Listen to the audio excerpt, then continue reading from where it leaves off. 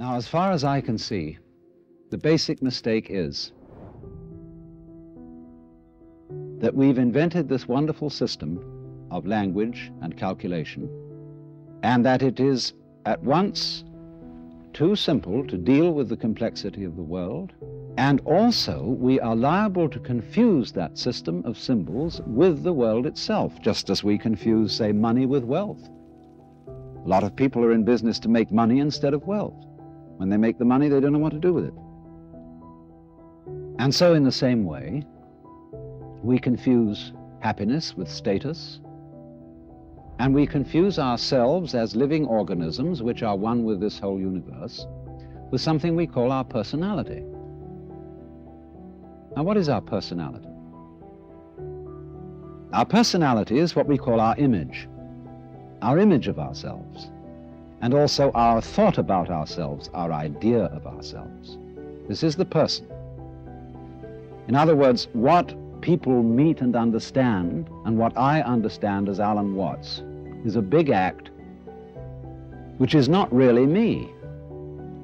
Because in the image of Alan Watts, there are not all my unconscious processes, both psychological and physical.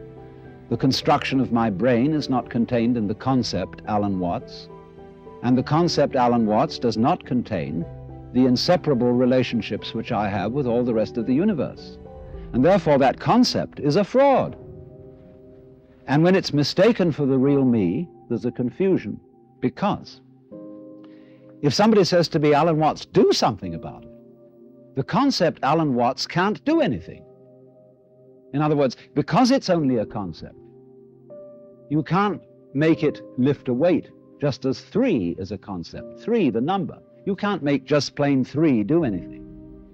So also you can't wrap up parcels with the equator. It's a useful imaginary line, but it can't do anything. But we all feel that this concept of ourselves, which we call our personality or our ego, can do something, because we think it really exists, and I'll tell you why we think it exists. What happens when if I were to say to you, now look hard at the television screen, really look at it. What do you do as distinct from just watching it in the ordinary way when you say, now I really got to see that? What do? Notice that you tighten muscles all around here, that you frown a little, you clench your teeth perhaps. Now what has that got to do with seeing anything clearly? It has absolutely nothing to do with it. Same thing when you listen carefully. Now listen, catch everything that's said, or you start tightening up around your ears. That has nothing to do with hearing clearly. Now, from the moment we were little children, when teachers in class screamed at us, pay attention, we go tight in various ways, either to see or hear more clearly, to concentrate, or to will something which is supposed to be difficult to do. And that constitutes a habitual tension over the whole body that's there almost all the time. And that feeling of unnecessary tension is, as it were, the material sensation upon which we fasten this concept of I. We hang it on to that feeling. The concept is not us. The feeling of tension is completely phony. It has nothing to do with success in seeing, hearing, or acting. And so we get the marriage of an illusion with a falsehood, and that we call ourselves. And no wonder we feel cut off from everything, alienated, frightened of life and death. So what has to happen is we have to come back to a sane view of our own life, which is the way we really are, an organism functioning in terms of the whole environment, with the whole environment, instead of this funny little separate personality. But how are we going to do that? People say, oh, you can't change human nature overnight. You're asking us to give up the ego. And that's the most difficult of all things to do. Actually, it isn't, because the ego doesn't exist. But of course, if you try to give up your ego with your ego, then it'll take you to the end of time. Because this is the point. You can't transform yourself. You can't make yourself sane. You can't make yourself loving. You can't make yourself unselfish. And yet it's absolutely necessary that we be that way. It's absolutely necessary. If we are going to hand over the direction of nature to nature, which is what it comes to, it's absolutely necessary that we let go of ourselves, and it can't be done. Not by anything that we call doing it, acting, willing, or even just accepting things. You can't do it. Why? Because you don't really exist as that kind of a separate ego or personality. It's just an idea based on a phony feeling. So when it comes down to it, it's shocking news for us, for the human race, for our pride. You're only making a mess by trying to put things straight. You're trying to straighten out a wiggly world, and no wonder you're in trouble. So you can't do anything. So you can't transform yourself. And what can you do? What happens then if you actually realize you've come to a dead end? And the human race has come to a dead end, in my opinion. What then? Commit suicide? Or is there something else?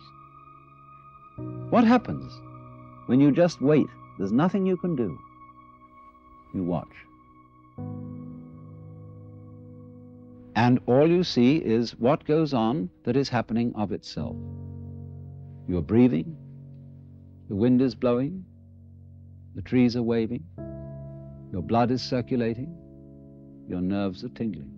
It's all going on of itself. But you know, that's you. That's the real you. The you that goes on of itself. It's not the symbol. It's not the person. It's you that's happening, as when you breathe. Yes, you can get the feeling that I am breathing by shoving your breath, but your breath goes on day in and day out without your doing anything about it or even thinking of it. The same way your brain is functioning without your forcing it.